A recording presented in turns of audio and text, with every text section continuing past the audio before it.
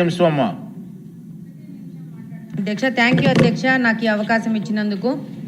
అధ్యక్ష మహిళా పార్టీ కదా అధ్యక్ష రాష్ట్రంలో ఏపీఎస్ఆర్టీసీలో పనిచేసి 2014 కంటే ముందు రిటైర్ అయిన దాదాపు 6,000 మంది ఆర్టీసీ సిబ్బంది ఈపీఎఫ్ హయ్యర్ పెన్షన్కు ఆప్షన్ ఇచ్చుకునే అవకాశం లేక వాళ్ళందరూ వృద్ధాప్య పెన్షన్ కంటే తక్కువ అంటే కేవలము 1000 నుంచి 2,000 రూపాయలు పెన్షన్ తీసుకుంటూ 70-80 సంవత్సరాల నుండి చాలా దయనీయమైన స్థితిలో ఉన్నారు అధ్యక్ష. వీళ్ళు ఎక్కువ మంది ఏ విధమైన ఆర్థిక కూడా మంచి పొజిషన్లో లేకుండా ఇబ్బంది పడుతున్నారు అధ్యక్ష.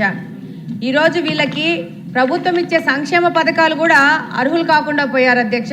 ఈ యొక్క పెన్షన్ తీసుకోవడం వల్ల 2,000 నుంచి 1,000 రూపాయల నుంచి 2,000 రూపాయలు అధ్యక్ష. ఈ విషయమై మన గౌరవ ముఖ్యమంత్రి గారు ఆర్టీసీ రిటైర్డ్ ఉద్యోగులకు గౌరవమైన కనీస వేతన వృత్తి కల్పిస్తారని కోరుకుంటున్నాను అధ్యక్ష. అలాగనే అధ్యక్ష 6,000 మందే ఉన్నారు అధ్యక్ష. 6,000 రూపాయలు అడుగుతున్నారు అధ్యక్ష. ఒక వికలాంగుల పెన్షన్కి ఇచ్చే పెన్షన్ పైనే వాళ్ళు ఈ యొక్క పెన్షన్ అడుగుతున్నారు అధ్యక్ష. కాబట్టి ఇది ఖర్చు పెడితే 2 నుంచి 2.5 కోటి మాత్రమే నెలకు ఖర్చు అవుతుంది అధ్యక్ష.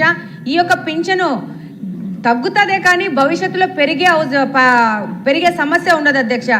దాదాపు ఈ ఆర్టీసీ ఉద్యోగులందరూ వాళ్ళ గొంతుక ఈ యొక్క సభలో వినిపిస్తున్నారు అధ్యక్ష. తప్పకుండా మంత్రి గారు ముఖ్యమంత్రి గారు సరైన నిర్ణయం తీసుకొని వాళ్ళకు సానుకూల నిర్ణయం తీసుకొని వాళ్ళకి గౌరవ వేతనం కల్పిస్తారని మీ ద్వారా కోరుకుంటున్నాను అధ్యక్ష. Thank you. ఎంత ప్రెజర్. ధన్యవాదాలు అధ్యక్ష. గౌరవ శాసనసభ్యులు పెద్దలు విష్ణుకుమార్ రాజు గారు స్త్రీశక్తి గురించి చెప్పడం జరిగింది అధ్యక్ష. రాష్ట్ర వ్యాప్తంగా స్త్రీశక్తి పథకాన్ని ఇంత అద్భుతంగా విజయానికి కారణం ముఖ్యంగా ఏపీఎస్ఆర్టీసీ కార్మికుల అధ్యక్ష. దానికి ఏకీభవిస్తున్నాం అధ్యక్ష.